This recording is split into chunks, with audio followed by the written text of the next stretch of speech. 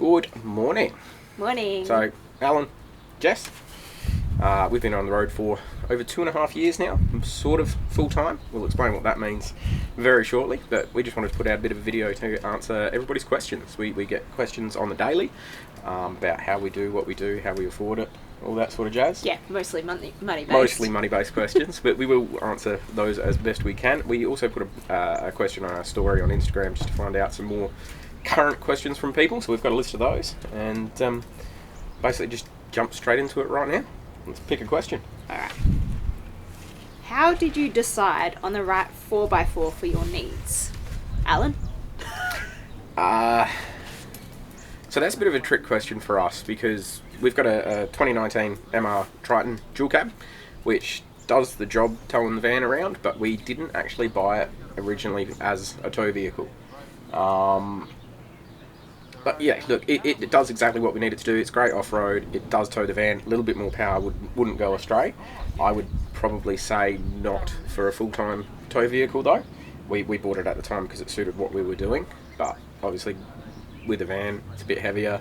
Something else with a bit more power would probably be suited. So We did start off with a camper trailer, and it towed it perfectly fine. Yeah. No issues. 100%. Yeah. I suppose that's a bit lighter than a full van, or pop-top van even. Yeah, But so this one's about 800 kilo more than what we were towing originally, so you do notice it back there. We're not ruling out upgrading at some point in the future, but that's something that we're going to talk about later on down the track, like as in a year's time, who knows. But yeah, honestly, you do need to do a bit more research into finding the right type of vehicle for your setup. Another question. What kind of accommodation do you stay in mostly? E.g. low cost, free camp, or caravan park? The one that we like the most is free camping because it's free, and you do tend to get away from pretty much everybody out there as well. You can find own isolated places. When we had the camper trailer, due to different reasons, we did have to stay in quite a few caravan parks and stuff like that, which we don't dislike, but it's just not our preferred.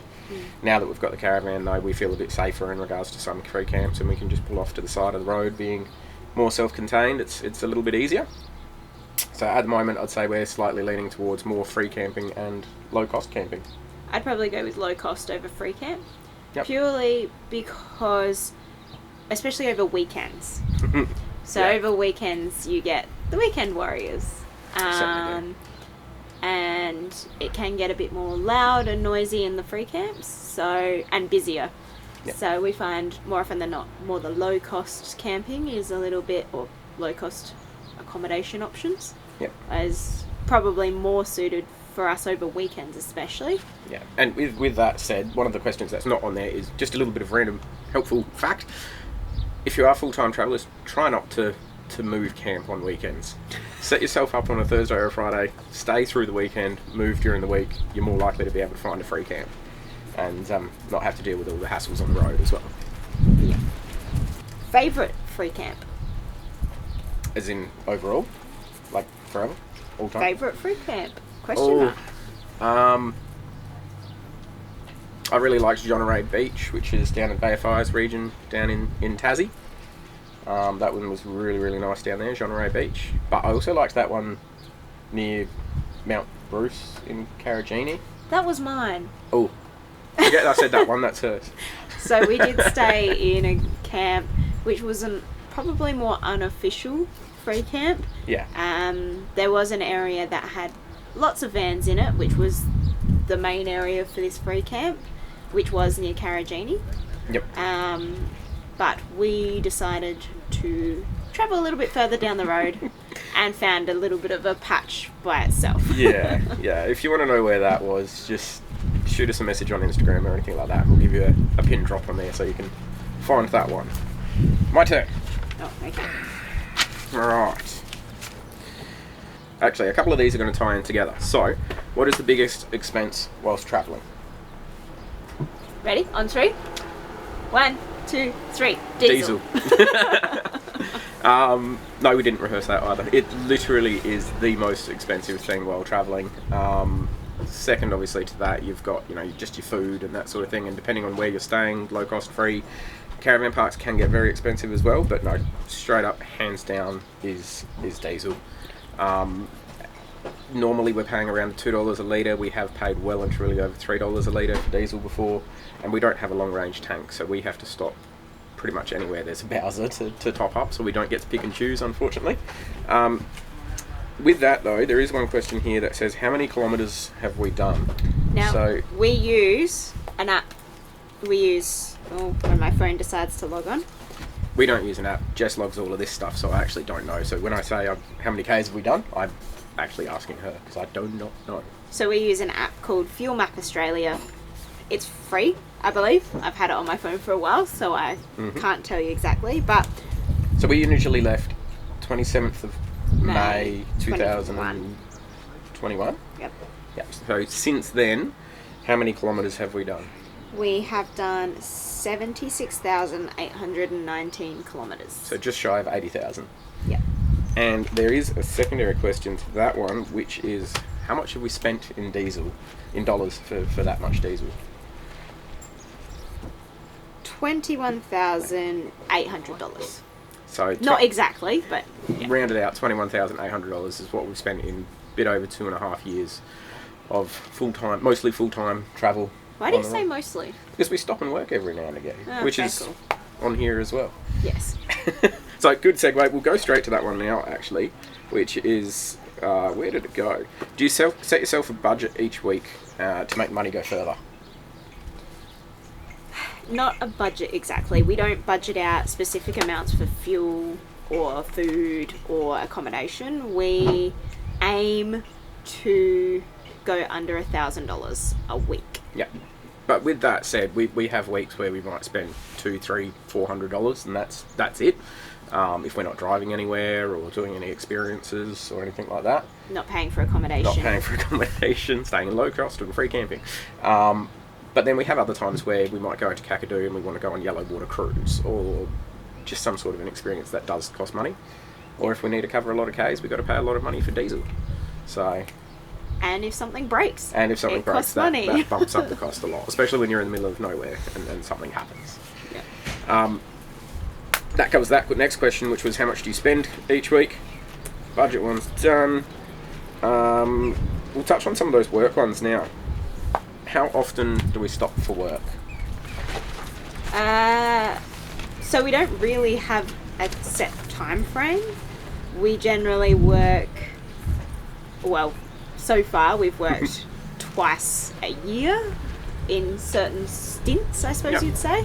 Yep. Covering about a couple of months per stint, which then covers us for the year. We pretty much look at it in the sense of we have a set sort of benchmark in the bank account, and when it reaches that amount, we kind of just go, okay, we need to top up the bank account. We either stop where we are, or we look into a little bit into where we're going to go for the next adventure, and we plan it around that. We do have another question here, which is how do we find work? That just depends. That entirely depends, but we've used Facebook before. So there was one time we went to Kununurra up in Western Australia. We jumped on Facebook and looked up the Kununurra Community Forum. Community Notice Board. Yep, which was just a Facebook page, and we just posted in there who we were, what we do, what we're looking for, and that sort of thing. And within sort of 10 minutes, there was quite a few replies on there, so we were able to pick and choose a little bit. And we ended up taking on Caravan Park, which we've never done before. So Jess did reception admin, and I jumped on the grounds team and did some grounds work, which we both loved. And we always go into any job we do, we go into it with a preset thing that we don't know how long we're going to be there. We let the staff know, we let the management know that we're not going to be there long term. We're just there to try and help them out and help ourselves out in the bank account, and then when it does come time to leave, everybody knows what the go is. Yep, pretty much. Anything more to add? Obviously just connections, talking to people. Yeah. No, not really. Cool. How do you stop for work? How long do you stop? That was covered. How do you make money on the road? So we don't make money through YouTube. We don't make money through pretty much any other means. We do work with a couple of companies that we're kind of affiliate type thing for, but they're not anything that provides us with a constant stream of income or revenue or anything like that. If we could find something that we could do online, and have a consistent income, that would be amazing. I'd like to enjoy doing that too. So we haven't found that money tree growing out the back of the van yet either, so we're still looking for that one. Yes. Right. Moving away from the work thing. How do we plan where to go next and how long to stay there? I suppose we follow the seasons. That's the biggest thing for us. We try and keep to the warmer conditions. As you can see, I'm in my Kathmandu. I feel the cold a lot more than Alan does. We're actually recording this back in South Australia at the moment, and it is just the start of November. So it's sunny, but it's still a little bit chilly. Normally it's a lot warmer than 20 degrees. Yeah, and we've just come from up north where it was a lot warmer. But anyways, sorry, wiki camps. We use wiki camps a fair bit to look ahead and plan ahead where we're going. Talking to other travellers, Instagram, Facebook, YouTube, all of those types of things. Just research through all those things. One of the biggest things is probably talking to other travellers. So if we're heading north, we'll try and find some people that are heading south, and we'll tell them what we've been doing, what we've seen. They'll tell us what they've been doing and what they've seen. Yep. Simple as that. And we try not to look too far ahead. We sort of like, I don't know, anywhere from 2 weeks to a month in advance is about the best that we ever know. A month is a push. A month is a push. I think general direction we know, we just don't know exactly where. Yeah. We like it that way. It can be stressful, but we like it that way. I like it that way. You probably more so than me. What are our plans for 2024? Let's finish with that question. Okay, we'll come back to that one. Has the caravan made travelling life more enjoyable, and do you miss the camper trailer? We've had this one here for 6 months, 8 months. Yeah, about that. And up until that was the rear-fold camper trailer, which was great. It served its purpose. It was camping around Australia, not living around Australia in the camper trailer. At least, yeah. I was going to say, that's probably the best way to sum it up. The camper trailer was absolutely fantastic for going camping and weekenders and, you know, all that sort of thing, but to travel full-time Australia in... We felt the elements. We felt the elements. Wind, rain, security, cold, hot, etc. We just needed something a little bit more comfortable. Yeah. We do miss the camp trailer, the simplicity of it, and being able to just basically drag it through anything to get to anywhere. Yeah. But what we'll do now with the caravan is we'll just leave the caravan behind when we want to, and then we've got the swag. So we'll just take the swag with us and roll that out if we want to go somewhere that we can't take the van. Pretty much. What's next? Can I read one out? Yeah. Thanks. Go for it. We have one more money question we did miss. Yep. Out before. So, what's that one? How much savings did you start with, and do you have a mortgage and renting your house out? Okay. We were actually renting a house ourselves before we originally left, so we had to break lease and do it that way to get out travelling, but we're glad that we did that. So no, we didn't have a house, we didn't have a mortgage or anything. We have met plenty of travellers out there that are homeowners or multiple homeowners, and they're renting their property out and having their mortgage paid off that way, which we think is absolutely fantastic if you've got the ability to do that. If the only thing holding you back... Car. Bit of grass. Oh, excellent. How long's that been there for? Just there. So if the only thing that's holding you back from travel is the fact that you've got a house and mortgage and stuff like that, there's plenty of people out there that are travelling with exactly that, and they're just renting it out, and it kind of pays for itself while you're away. How much savings did we have? This one's personal to everybody. Everybody starts with different amount. We had enough. Yeah. I think the difference is because we stop and work. So we don't like to dip too much into our savings, essentially. Yep. We know people out there that are travelling full time, and they started with, say, 50 grand in the bank, and that's because they want to do a whole year's travel without having to work or anything like that. We started with a lot less than that because we went out there with the knowledge that we were going to stop and work. And to us, it wasn't too much a case of making sure there was enough there. It was, we're going to use what we're going to use, stop and work. and then we just keep rinse and repeat. Next question. So we've actually got a few more comedic questions. There's always some comedians out there that like to ask fun questions. What have we got? I really want to learn how to catch more fish. Can you help? Alan? How do we know that's directed at me? It's probably directed at me. You do catch more fish than me, though. Oh, look, to be honest, if you want to go fishing, just come along fishing with me. I'll show you everything. We'll put you onto the fish every single time. No, if you come fishing with us, you'll catch the fish. You'll catch the fish, and then we'll cook it up later because I'm probably better at cooking at it than I am catching it. Yeah. Thanks to who asked that question. Smart ass.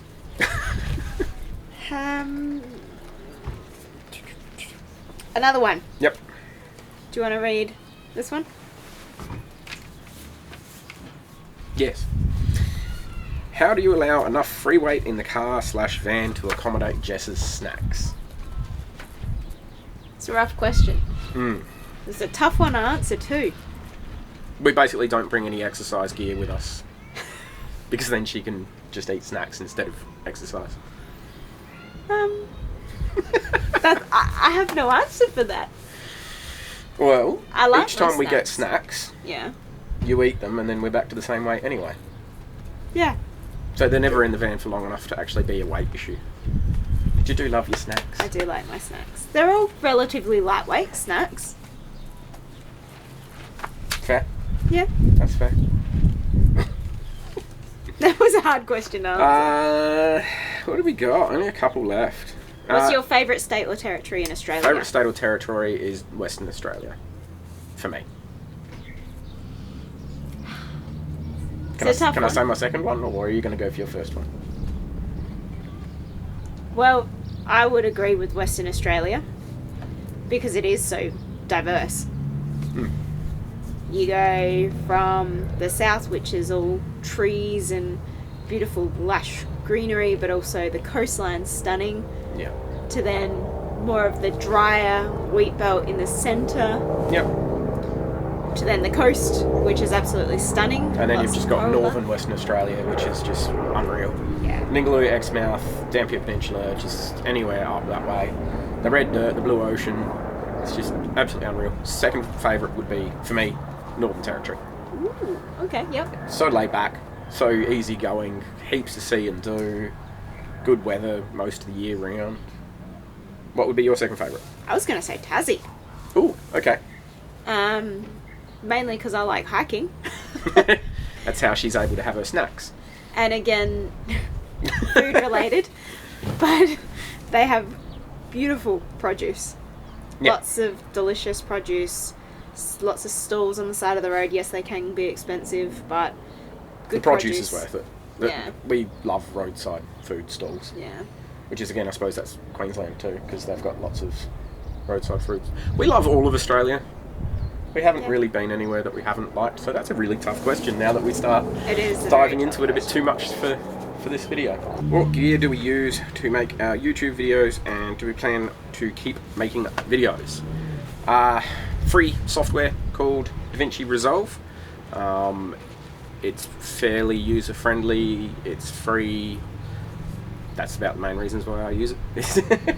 I'm not a massive producer or editor or anything like that. Our videos are very simple and basic, and that's okay with me.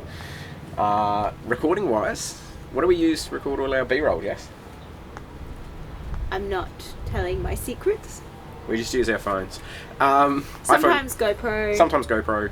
Drone, obviously. Drone, obviously, which is the DJI Air 2S.